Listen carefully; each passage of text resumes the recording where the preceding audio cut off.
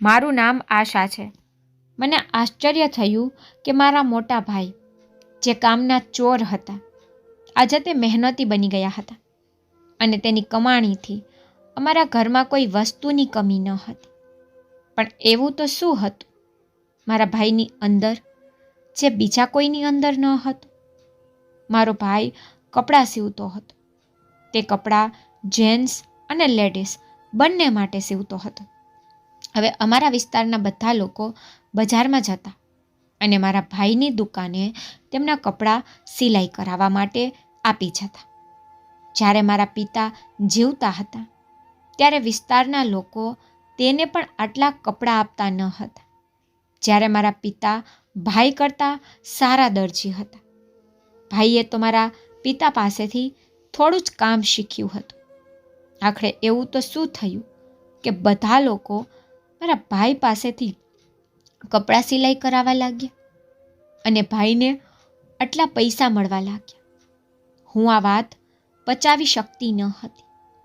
તેથી આ વાત જાણવા એક દિવસ મેં પ્લાન બનાવ્યો.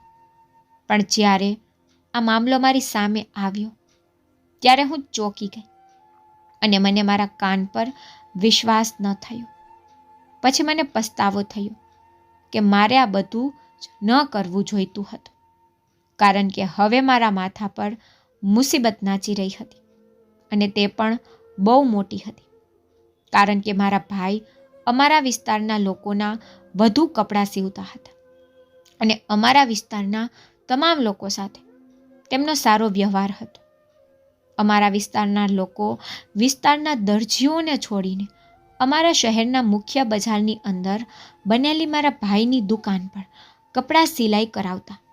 જો કે અમારા વિસ્તારના દરજીઓ પણ સારા કપડાં સીવતા હતા. મારો ભાઈ આટલું સારું કામ કરી રહ્યો છે તે અમારા માટે સારી વાત હોવી જોઈતી હતી. પણ ક્યાંક મને લાગ્યું કે કંઈક ખોટું છે. તેથી જ મેં તેની જાસૂસી કરવાનું શરૂ કર્યું. અમે 3 ભાઈ બહેન હતા. મારા 2 ભાઈઓમાં હું સૌથી નાની હતી. અમારા પિતા ન હતા. અમારા ઘરની બધી જવાબદારી મારા મોટા ભાઈના ખંભા પર હતી. પરંતુ મારા મોટા ભાઈએ જે પણ કામ કર્યું તેને હંમેશા નુકસાન જ સહન કરવું પડ્યું. ખબર નહીં તેના નસીબમાં શું લખાયેલું હતું. માતા પણ તેનાથી ખૂબ કંટાળી ગઈ હતી. પરિસ્થિતિ દિવસે દિવસે બગડતી જતી હતી. અમારા ઘરના સંજોગો શરૂઆતથી એવા ન હતા, કારણ કે મારા પિતા ખૂબ જ મહેનતુ માણસ હતા અને તેમણે ખૂબ મહેનત કરીને આ ઘર બનાવ્યું હતું. અમને ક્યારેય કોઈ વસ્તુની કમી થવા દીધી ન હતી. તેણે અમને ત્રણેયને ભણાવ્યા.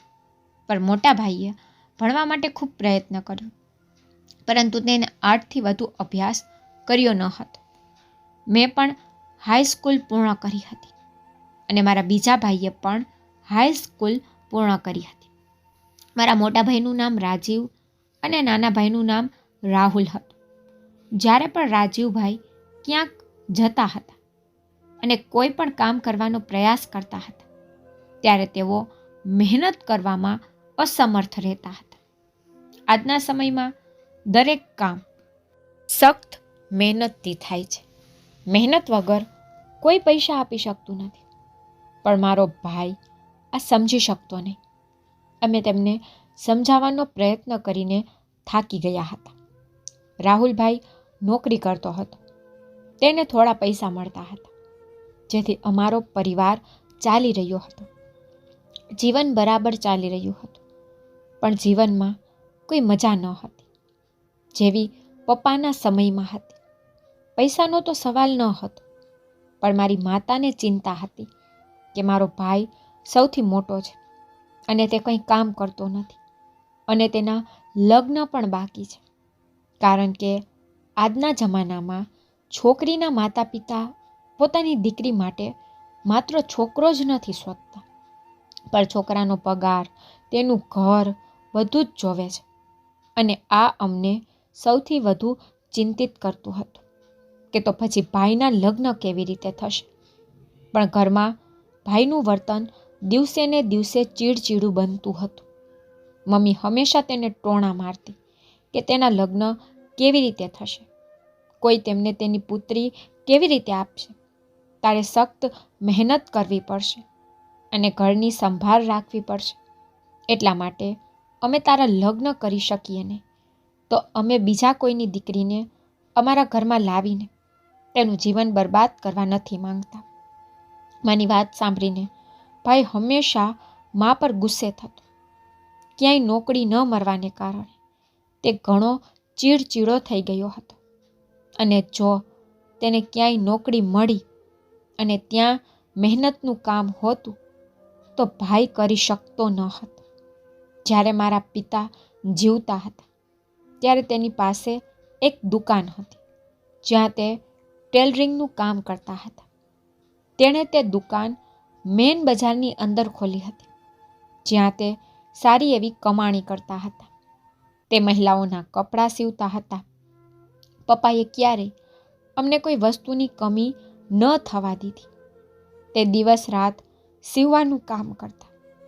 અમારા મહોલ્લાના લોકો જાણતા હતા કે મારા પિતા સારા દરજી હતા. તેમ છતાં તેઓ તેમના કપડાં મારા પિતા પાસે સીવડાવતા ન હતા. એક બે પાડોશીઓ જ હતા જે મારા પિતાને કપડાં આપતા, પરંતુ મારા પિતા બજારમાંથી સૌથી વધુ કમાણી કરતા હતા. પણ જ્યારથી મારા પપ્પાનું અવસાન થયું હતું અમારા ઘરના સંજોગો બદલાઈ ગયા હતા, કારણ કે મારા પિતાને ટીબી જેવી મોટી બીમારીથી પીડાઈ રહ્યા હતા. અમે તેની સારવાર કરાવવાનો ઘણો પ્રયાસ કર્યો, પરંતુ મારા પિતા બચી શક્યા નહીં, કારણ કે તેમની બીમારી ઘણી હદે વધી ગઈ હતી. તેમને શરૂઆતથી જ સારવારની જરૂર હતી, પરંતુ તેમણે પોતાની તરફ ધ્યાન ન આપ્યું અને આ બેદરકારીને કારણે અમારા પિતા હવે અમારી સાથે આ દુનિયામાં નથી. મારા પિતાના મૃત્યુ પછી લોકો મારી માતાને સમર્થન આપતા કે ભગવાને તેમને 2 યુવાન પુત્રો આપ્યા છે, તે બંને સાથે મળીને ઘરની પરિસ્થિતિને સંભાળશે, ચિંતા કરવાની જરૂર નથી. પણ એવું કંઈ ન હતું. મારા મોટા ભાઈ ન તો તે વધારે ભણેલા હતા કે ન તો તેના હાથમાં કોઈ આવડત હતી. નાનો ભાઈ હાઈ સ્કૂલ પાસ કરી ચૂક્યો હતો, તેથી તે નાની દુકાનમાં ખાતાનું કામ કરતો હતો, જ્યાં તેમને દર મહિને 7,000 રૂપિયા મળતા હતા, જે અમારા ઘરનું ભરણ પોષણ કરવા માટે વપરાતા હતા. મમ્મી પણ ખૂબ કંટાળી ગઈ હતી.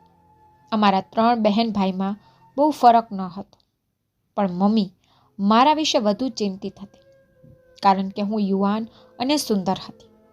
માત્ર 17 વર્ષમાં જ મારા માટે સંબંધો આવવા લાગ્યા હતા, પરંતુ મારી માતા હજુ મારા લગ્ન કરવા માંગતી ન હતી, કારણ કે અમારા ઘરના સંજોગો સારા ન હતા અને પહેલાં મારા મોટા ભાઈના પણ લગ્ન કરવાના હતા.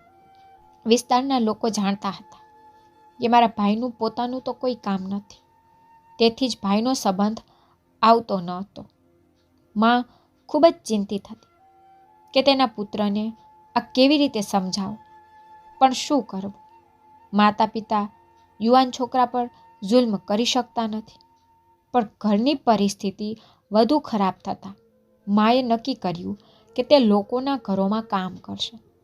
તેથી તેઓએ લોકોના ઘરોમાં નોકરાણી તરીકે કામ કરવાનું શરૂ કર્યું હતું. રાહુલભાઈએ તો માને ના પાડી, પરંતુ એકલા રાહુલભાઈના પૈસાથી ઘર ચલાવી શકાય તેમ ન હતું અને રાજુભાઈ એ વાતથી પરેશાન ન હતા કે તેમની મા ઘરના કામ કરવા લોકોના ઘરે જવાનું શરૂ કરી દીધું છે. મમ્મી જતી રહેતી અને અહીં હું ઘરના બધા કામ સંભાળતી હતી. અમારું જીવન બહુ મુશ્કેલીમાંથી પસાર થઈ રહ્યું હતું. પછી એક દિવસ ભાઈએ માને કહ્યું કે પિતાની એ જ જૂની દુકાન છે જે મુખ્ય બજારમાં હતી, તેને ફરીથી ભાડે રાખવા માંગે છે. મમ્મીએ કહ્યું, તું એ દુકાનનું શું કરીશ? અમને વધુ મુશ્કેલીમાં ન મૂકતો. એક તો અમે પહેલેથી જ ખૂબ જ પરેશાન છીએ. રાજુભાઈએ તેને કહ્યું, તેને થોડા પૈસાની જરૂર છે. કારણ કે તે દુકાનના માલિકને એડવાન્સ આપવાના છે. માતા તેના પૈસા આપવા તૈયાર ન હતી, કારણ કે ભાઈ દર વખતે તેની અપેક્ષાઓ પર ખરો ઉતરતો ન હતો. ભાઈએ તો જીદ બાંધી લીધી હતી કે તેને થોડા પૈસાની જરૂર છે, જેથી તે દુકાનના માલિકને એડવાન્સ આપી શકે. મમ્મીએ પૂછ્યું કે તું દુકાનમાં શું કરીશ? તો ભાઈએ કહ્યું કે હું મારા પિતાનું કામ કરીશ. હું તેને ફરીથી ચલાવવા માંગુ છું. અમને બધાને એ જાણીને નવાઈ લાગી કે ભાઈને મહેનત કરવાનું ક્યાંથી જાગ્યું. તેણે મમ્મીને ઘણી ખાતરી આપી હતી કે આ વખતે એવું કંઈ નહીં થાય. તે મહેનતથી કપડાં સીવશે અને પૈસા હાથમાં આપશે. તેથી મમ્મીએ ગમે તેમ ભેગા કરી એડવાન્સ પૈસા મારા ભાઈને આપી દીધા. પણ મારી માતાના દિલમાં ક્યાંક ને ક્યાંક એમના પૈસા વેડફાઈ જવાની ચિંતા હતી. છેવટે ભાઈએ પિતાની જૂની દુકાન ફરીથી ભાડે લઈ લીધી અને તેણે ફરીથી તે દુકાનમાં દરજીનું કામ શરૂ કર્યું. ભાઈની દુકાન ખોલ્યાને 1 અઠવાડિયું થયું હતું. હજુ સુધી તે ઘરે પૈસા લાવ્યા ન હતા. મમ્મી ખૂબ ગુસ્સો આવ્યો કે તેણે તેના પૈસા આ રીતે બગાડી નાખ્યા. ભાઈ સવારે દુકાને જતા અને રાત્રે જ બજારમાંથી ઘરે પાછા ફરતા. પણ 1 અઠવાડિયું થયું હતું. એના પછી અમારી હાલત સાવ બદલી ગઈ. જ્યારે પણ ભાઈ રાત્રે દુકાન બંધ કરીને ઘરે પાછા આવતા, ત્યારે તે ઘણા બધા ફળો લઈને આવતા અને તેની પાસે ઘણા પૈસા પણ હતા. આ બધું અમારા માટે ખૂબ જ આશ્ચર્યજનક હતું. મમ્મીએ ભાઈને પૂછ્યું, પૈસા ક્યાંથી આવ્યા? તો ભાઈ કહેતો કે તેણે દુકાન ખોલી છે અને ટેલરિંગ કરે છે. આ બધી તેની કમાણી છે. પણ ભાઈ જે કહે તે અમે માની શકતા ન હતા. તો પણ હું મમ્મીને સમજાવતી કે ભાઈથી હવે તને શું તકલીફ છે? હવે તારે ચિંતા કરવાની જરૂર નથી. ભાઈ મહેનત કરીને પૈસા કમાવા લાગ્યા છે. હવે ધીમે ધીમે અમારા ઘરની પરિસ્થિતિ સારી થઈ જશે. પણ મને પણ કંઈક ખોટું લાગતું. અમારા ખર્ચા માટે ભાઈ અમને બધાને નાની નાની રકમ આપતા. અમને બધા ખૂબ ખુશ હતા. અમારું ઘર પુષ્કળ રાશનથી ભરેલું હતું. હવે કોઈ વસ્તુની કમી ન હતી. દિવસો આમ જ પસાર થઈ રહ્યા હતા અને હકીકતમાં ખૂબ જ સરસ જઈ રહ્યા હતા.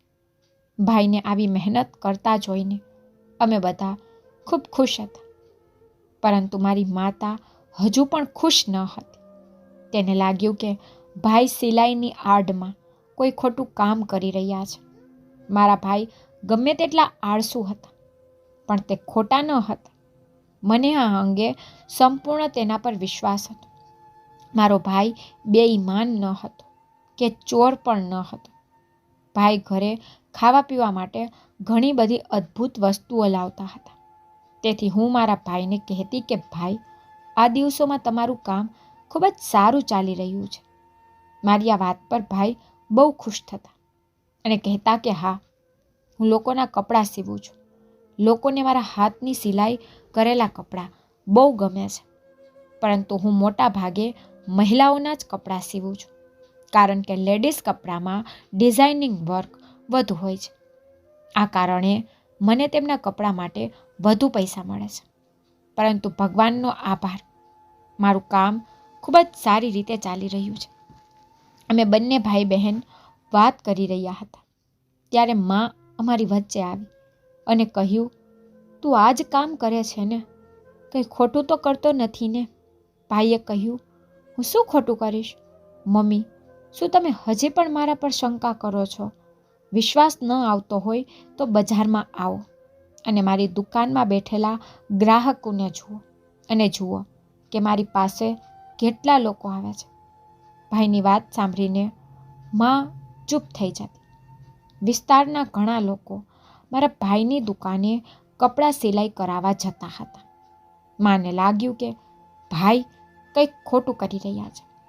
એક વ્યક્તિ પાસે આટલા પૈસા આવે છે જેણે ક્યારેય મહેનત કરી નથી. અને હવે તે ફક્ત સિલાઈ કામ કરીને આટલા પૈસા કમાય છે. તે વિચિત્ર હતું. પણ મારા ભાઈએ કહ્યું કે હું ઈમાનદારીથી પૈસા કમાઉં છું. અને પછી મારા પિતાના કારણે પણ કેટલાક લોકો મારા ભાઈને કપડાં આપતા હતા, કારણ કે મારા પિતા પણ આ જ દુકાનમાં સિલાઈ કરતા હતા અને તે ખૂબ વૃદ્ધ દરજી હતા. મારા પિતાના અવસાન પછી ભગવાનનો આભાર કે દુકાન માલિકે હજુ સુધી આ દુકાન કોઈને ભાડે આપી ન હતી. એક દિવસ મને મારા ભાઈની દુકાન જોવાની ઈચ્છા થવા લાગી. તેથી મારી માતાને કહ્યા બાદ હું મારી એક મિત્ર સાથે રાજીવભાઈની દુકાને ગઈ હતી. તેની દુકાન ખૂબ જ સુંદર હતી અને ખૂબ જ સારી જગ્યાએ હતી. તેણે ઘણા મશીનો પણ લગાવ્યા હતા અને તે ત્યાં બેસીને પુરુષો અને મહિલાઓના કપડાં સિલાઈ કરતા હતા. લોકો મારા ભાઈ સાથે ખૂબ આદરપૂર્વક વર્તન કરતા અને તેમના માથા પર હાથ મૂકી રહ્યા હતા. આ બધું જોઈને મને ખૂબ આનંદ થયો અને આશ્ચર્ય પણ થયું હતું. હું ખુશ એ માટે હતી કે લોકો મારા ભાઈને ઇજ્જત આપે છે, પરંતુ આશ્ચર્ય મને એ વાતથી થયું કે જે લોકો પહેલાં મારા ભાઈને આળસુ કહેતા હતા અને તેને ક્યારેય કોઈ કામ આપવા તૈયાર ન હતા, એ જ લોકો હવે મારા ભાઈને ખૂબ ઇજ્જત આપતા હતા અને તેમના પરિવારના સભ્યોના કપડાં પણ તેની દુકાન પર સીવવા લાવી રહ્યા હતા. અમારા વિસ્તારના લોકો પણ ભાઈના વખાણ કરતા કે તેનો મોટો દીકરો રાજીવ કેટલી મહેનત કરે છે, તેણે તેના પિતાની દુકાન કેટલી સારી રીતે સંભાળી છે, ઘરની પરિસ્થિતિ પણ સુધરી ગઈ છે. એક દિવસ એક પત્રકાર અમારા ઘરે આવ્યો અને મારા ભાઈનો ઇન્ટરવ્યૂ લેવા માંગતો હતો. તેણે કહ્યું કે અમે અમારી ચેનલ પર તમારો ઇન્ટરવ્યૂ ચલાવવા માંગીએ છીએ, કારણ કે મારા ભાઈની દુકાનનું નામ દૂર દૂર સુધી પ્રખ્યાત થઈ રહ્યું હતું. પણ ભાઈએ ઇન્ટરવ્યૂ આપવાની સ્પષ્ટ ના પાડી દીધી અને પછી તેની ઘણી જીદ કરવાથી ભાઈએ પોતાનો ઇન્ટરવ્યૂ આપ્યો હતો. મારા ભાઈ પર એક નાનકડો અહેવાલ બનાવવામાં આવ્યો હતો જે સ્થાનિક ચેનલ પર ચલાવવામાં આવ્યો હતો. વિસ્તારના લોકો મારા ભાઈની ખૂબ પ્રશંસા કરી રહ્યા હતા અને મારો ભાઈ અમારા વિસ્તારમાં ખૂબ પ્રખ્યાત થઈ ગયો હતો. આ રીતે તેનું કામ પણ વધ્યું અને તેની મહેનતનું ફળ પણ મળ્યું. પરંતુ આ બાબતે મારો નાનો ભાઈ રાહુલ રાજીવભાઈ પર ખૂબ ગુસ્સે થઈ રહ્યો હતો. તેને આ બધું બિલકુલ ગમતું ન હતું, કારણ કે શરૂઆતમાં અમારું ઘર રાહુલભાઈની કમાણી પર જ ચાલતું હતું. રાજીવભાઈએ ગયા મહિને જ તેની દુકાન પર કામ કરવાનું શરૂ કર્યું હતું અને 1 મહિનામાં તેણે અમારા ઘરની કિંમત વધારી દીધી હતી. હવે મારા રાજીવભાઈ માટે સંબંધો આવવા લાગ્યા હતા, પરંતુ હવે અમારા ઘરની સ્થિતિ સારી હોવાથી મારી માતા નાના કુટુંબની નહીં પણ અમીર પરિવારમાંથી છોકરી લાવવા માંગતી હતી. માએ કહ્યું કે હવે અમે રાજીવના લગ્ન ખૂબ જ ધામધૂમથી કરીશું. હું પણ ઈચ્છતી હતી કે મારા ભાઈના લગ્ન ખૂબ જ ધામધૂમથી થાય.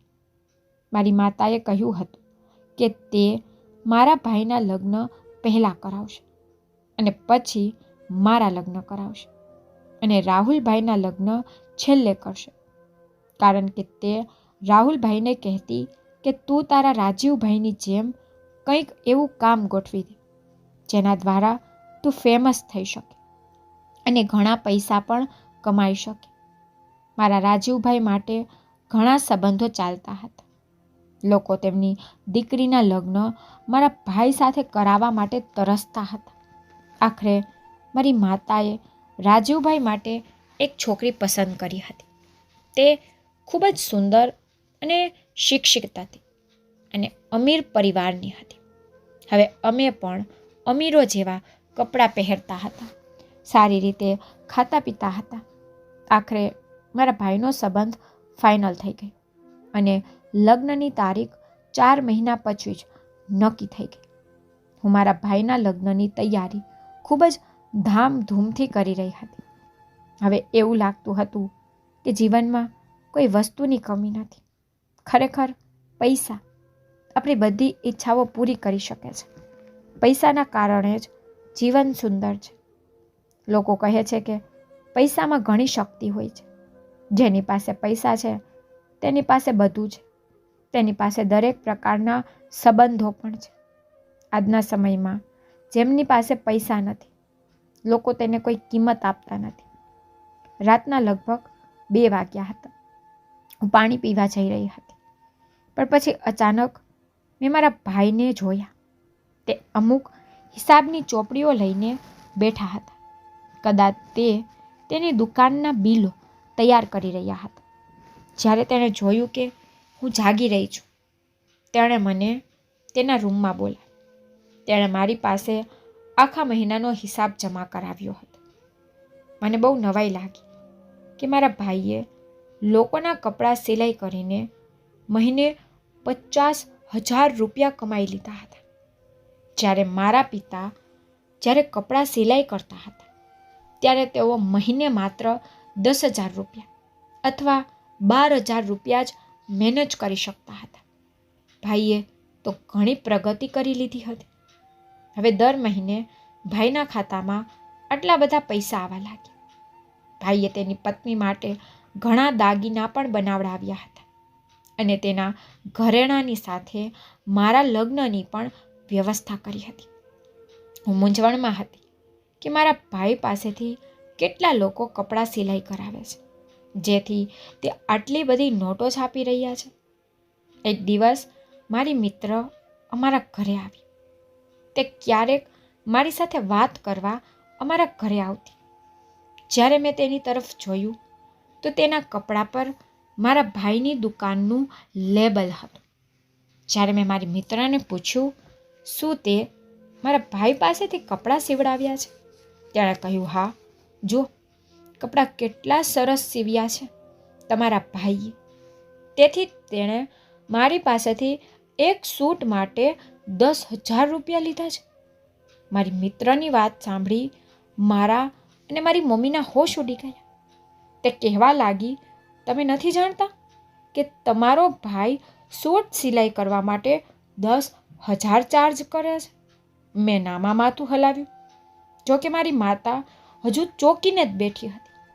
મારી મિત્રના ચહેરા પરથી લાગ્યું કે ઉતાવળમાં આ તેના મોંમાંથી નીકળી ગયું. હવે તે બીજું કશું કહેવા માંગતી ન હતી. તેણે કહ્યું કે હા, મેં માત્ર 10,000 રૂપિયા જ આપ્યા છે. આજકાલ 10,000 રૂપિયામાં શું આવે છે? શું? હું મારા મનમાં વિચારતી હતી કે શું આ પાગલ થઈ ગઈ છે? જ્યારે અમારા જેવા ગરીબ લોકો માટે 10,000 મોટી રકમ છે. મેં મનમાં વિચાર્યું, મોંઘવારી ખૂબ વધી ગઈ છે. વધતી જતી મોંઘવારીને કારણે પૈસાનું મહત્ત્વ પણ વધી રહ્યું છે અને પાગલ છોકરીએ 10,000માં કપડાં સિલાઈ કરાવી આવી છે. પણ ભાઈએ પોતાના ગ્રાહક પાસેથી આટલા પૈસા ન લેવા જોઈએ. મને અને મારી મમ્મીને આ વાત વિચિત્ર લાગી હતી. પણ મારી મિત્રએ કહ્યું કે છોડ, તું શું વાત લઈ બેસી ગઈ છો? તારો ભાઈ ખરેખર ઘણો સારો દરજી છે. મને તેના હાથે સીવેલા કપડાં ખૂબ જ ગમ્યા. મારા ઘરના બાકીના લોકોને પણ તેમના હાથના કપડાં ખૂબ પસંદ છે. મારી માતાએ ખુશીથી તારા ભાઈને કપડાં સીવવાના પૈસા આપ્યા હતા. મારી માતાએ તેને પૂછ્યું હતું કે શું બીજા લોકો પણ તેને ખુશીથી પૈસા આપે છે? તો આ બાબતે મારી મિત્ર મૌન રહી અને તેને કહ્યું કે તે મને ખબર નથી. ખરેખર મારી મિત્ર અમારા ઘરે પૂજાનો પ્રસાદ દેવા આવી હતી, કારણ કે 1 અઠવાડિયા પછી તેની સગાઈ હતી. મારા મિત્ર ખૂબ કાળી હતી. તેનો સંબંધ થતો ન હતો, પરંતુ અચાનક તેનો સંબંધ બંધાઈ ગયો. આથી તે ખૂબ ખુશ હતી. આથી ખુશીને લીધે તેની માતાએ પૂજાનું આયોજન કર્યું હતું. અને તે અમને પ્રસાદ આપવા આવી હતી. તેના ગયા પછી મમ્મીએ મને પૂછ્યું કે રાજીવ એવું શું કરે છે કે લોકો ખુશ થઈ અને તેને 10,000 રૂપિયા આપે છે? મેં મારી મમ્મીને કહ્યું કે તમારે વધુ ચિંતા કરવાની જરૂર નથી. લોકો પોતાની મરજી મુજબ આપી રહ્યા છે. નહીં તો ભાઈ કોઈની પાસેથી પૈસા લેવા દબાણ તો કરતા નથી. મેં મમ્મીના હૃદયમાંથી શક ખતમ કરવાનો પ્રયાસ કર્યો. જોકે મારું મન પણ શકમાં હતું. અહીં મારા ભાઈના લગ્નને 2 અઠવાડિયા બાકી હતા. મારો ભાઈ આખા વિસ્તારમાં પ્રખ્યાત થઈ ગયો હતો. આખરે ભાઈના લગ્નનો દિવસ પણ આવી ગયો હતો. ભાઈએ તેની પત્નીને લગ્નમાં સોનાની બંગડીઓ આપી હતી. લગ્ન ખૂબ જ ધામધૂમથી થયા. અમે બધા ખૂબ ખુશ હતા. ભાભી ઘરે આવી ગઈ હતી અને ખૂબ સરસ હતી. દિવસો આ રીતે પસાર થઈ રહ્યા હતા. મારો ભાઈ ઘણો કમાતો હતો.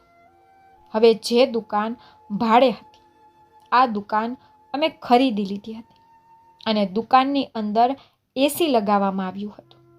બીજી એક છોકરીએ પણ મને કહ્યું કે તેણે પર મારા ભાઈને પોતાના માટે કપડાં સીવડાવવાના 10,000 આપ્યા અને થોડા દિવસો પછી તેનો પણ સંબંધ થઈ ગયો.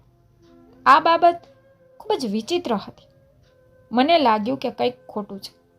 સીવવા માટે 10,000 કોણ આપે છે? શ્રેષ્ઠ દરજી પણ 2-3 હજાર લે છે. તે પણ જે ઉચ્ચ વર્ગના પરિવારો માટે કપડાં સીવે છે. અહીં મારો ભાઈ માત્ર મધ્યમ વર્ગના પરિવારના લોકો માટે જ કપડાં સિલાઈ કરતો હતો. અને આ મધ્યમ વર્ગના લોકો મારા ભાઈને 10,000 આપતા હતા. પણ એક વિચિત્ર વાત એ હતી કે સ્ત્રીઓ ખુશીથી તેને આટલા પૈસા આપતી હતી. ભાઈના લગ્નને 2 અઠવાડિયા વીતી ગયા હતા. ભાભી 1 અઠવાડિયા માટે મા બાપના ઘરે ગઈ હતી. બીજી તરફ ભાઈ તેમના કામમાં વ્યસ્ત હતા. કારણ કે દિવાળીની સિઝન આવી રહી હતી અને લોકો દિવાળીના સમયે વધુમાં વધુ કપડાં સીવડાવ્યા છે. મારો ભાઈ રાત દિવસ સિલાઈ કરતો હતો. આ વખતે તેણે એક છોકરો પણ પોતાની સાથે રાખ્યો હતો મદદ કરવા માટે. કારણ કે તેને એકલા કામ કરવામાં સમસ્યાનો સામનો કરવો પડી રહ્યો છે. મારા કાકાની દીકરી મારી સાથે અમારા ઘરે દિવાળી ઉજવવા આવી હતી. તે ખૂબ જ કંજૂસ હતી. મેં કહ્યું મારા ભાઈને કપડાં સીવવા આપ. પણ મેં તેને પહેલેથી જ કહ્યું હતું કે મારો ભાઈ ઘણી વધારે સિલાઈ લે છે. તેને મને કહ્યું કે તું પાગલ થઈ ગઈ છો? કપડાં સીવવા માટે 10,000 રૂપિયા કોણ આપે છે? તારા ભાઈને તો હું માત્ર 700 રૂપિયા આપીશ. મેં કહ્યું ઠીક છે, તું જા અને તેની પાસેથી કપડાનું નક્કી કરી આવ. તે ભાઈની દુકાને તેના કપડાં આપવા ગઈ હતી. પરંતુ જ્યારે તે 4 દિવસ પછી કપડાં લઈને પાછી આવી ત્યારે તેનો ચહેરો ઉદાસ હતો. મેં તેને કહ્યું શું થયું? ભાઈએ કેટલા પૈસા લીધા? તેણે કહ્યું 10,000. તો હું હસવા લાગી. મેં તેને કહ્યું કે તું તો તેને 700 આપવાની હતી અને 10,000 આપી ચાલી આવી. મારી વાત સાંભળીને તે કહેવા લાગી કે મને રાજીવભાઈના કપડાં બહુ ગમ્યા. જ્યારે મેં મારી માતા સાથે કોલ પર વાત કરી ત્યારે તેને રાજીવભાઈને 10,000 પેટીએમ કરી આપ્યા.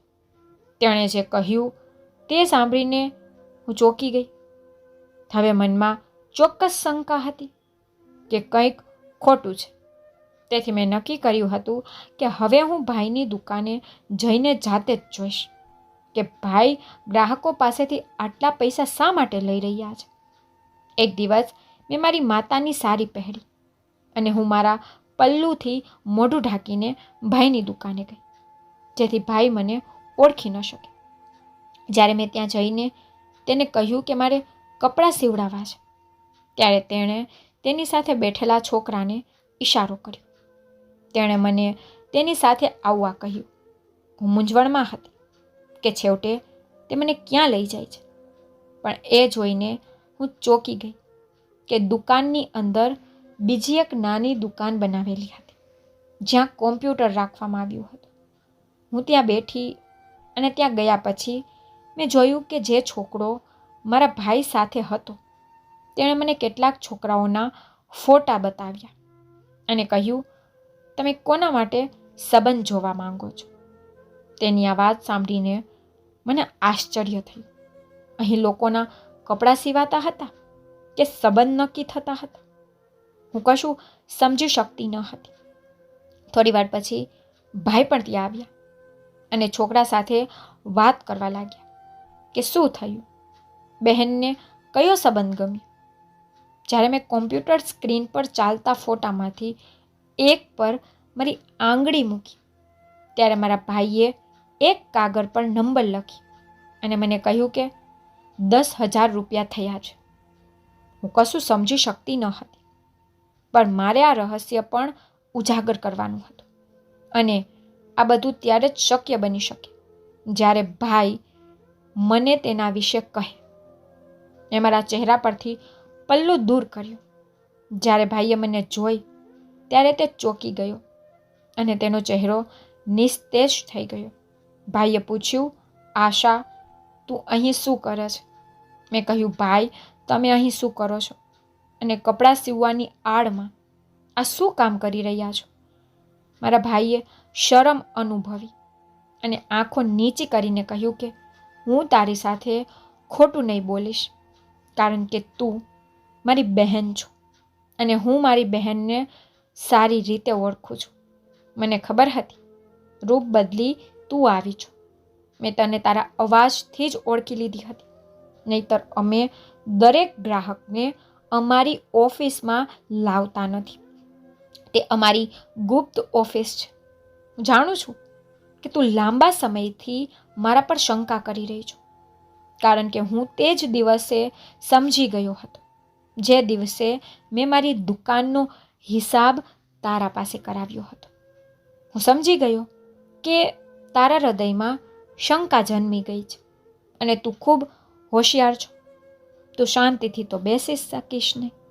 ભાઈની વાત સાંભળીને હું તેને જોઈને હસવા લાગી, પણ મેં તેમને કહ્યું કે તમારું સત્ય શું છે? તેણે કહ્યું, બહેન, હું કંઈ ખોટું નથી કરી રહ્યો. ઘરની પરિસ્થિતિ ખૂબ જ ખરાબ થઈ ગઈ હતી અને મને કોઈ કામ મળતું ન હતું. તેથી જ મને સરળ રસ્તો મળ્યો. હું કોઈ ખોટા માધ્યમથી પૈસા કમાતો નથી, પણ હું એવી છોકરીઓના સંબંધ કરાવું છું જેઓ કાળી ચામડીની હોય, અપંગ હોય અથવા કોઈ પણ ઉણપ હોય અથવા પછી જે છૂટાછેડા લીધેલ છે કે વિધવા છે. મેં મારી દુકાનની અંદર એક ગુપ્ત દુકાન બનાવી છે અને જેમાં કોમ્પ્યુટર રાખવામાં આવ્યું છે, જેમાં મેં એક મેટ્રોમોનિયલ વેબસાઇટ બનાવી જેથી આવી છોકરીઓના સંબંધ થઈ શકે જે છુપાઈને રહે છે. તે છોકરીઓ અભાવને કારણે કોઈ તેની સાથે લગ્ન કરતા નથી. અમુક છોકરીઓ હોય છે અને અમુક છોકરાઓ પણ હોય છે જેમની કોઈને કોઈ ખામીઓ હોય છે. મેં તે લોકોને ભેગા કર્યા. મારા કારણે ઘણા લોકોએ લગ્ન કર્યા છે. હું છોકરીઓના પેરેન્ટ્સને છોકરાઓ સિલેક્ટ કરાવું છું અને તેમને જે સંબંધ ગમે છે હું તેમને નંબર આપું છું.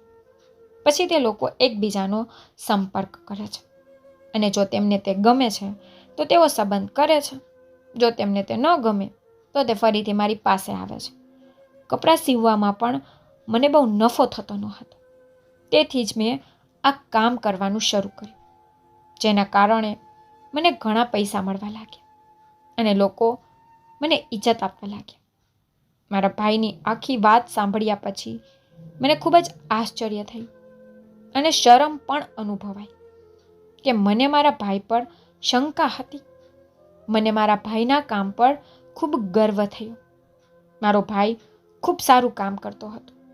હું ખુશ હતી કે મારો ભાઈ ખોટી રીતે પૈસા કમાતો નથી, પણ તેણે પોતાના મગજનો ઉપયોગ કર્યો અને ઈમાનદારીથી પૈસા કમાઈ રહ્યા હતા. હું ભાઈના કામથી ખૂબ ખુશ હતી, તેથી મેં તેને સાથ આપવાનું નક્કી કર્યું. મેં ભાઈ સાથે મળીને તેનું કામ વધાર્યું અને બુટીક બંધ કર્યું, કારણ કે બુટીકના કામ કરતાં આ કામ માટે ઘણા પૈસા આવતા હતા અને ભગવાન જાણે કેટલી છોકરીઓના ઘર બસતા હતા જે બિચારી કુંવારી હતી. મારા ભાઈને આ કામ છુપાવવા દરજી હોવાનો ઢોંગ કરવો પડ્યો, પરંતુ હવે અમારું બુટીક બંધ કરી દીધું છે અને તેને મેટ્રોમોનિયલ શોપમાં ફેરવી દીધું છે. મારા ભાઈ ફક્ત તે જ લોકોના સંબંધો કરાવે છે જે છોકરીઓમાં કોઈ ખામી હોય છે, તેના નહીં જે એકદમ પરફેક્ટ હોય છે, કારણ કે આવા લોકોને તો ઘરે સરળતાથી સંબંધો મળી જાય છે. આ બધું ફક્ત તે લોકો માટે છે જેઓ ખૂબ લાચાર છે.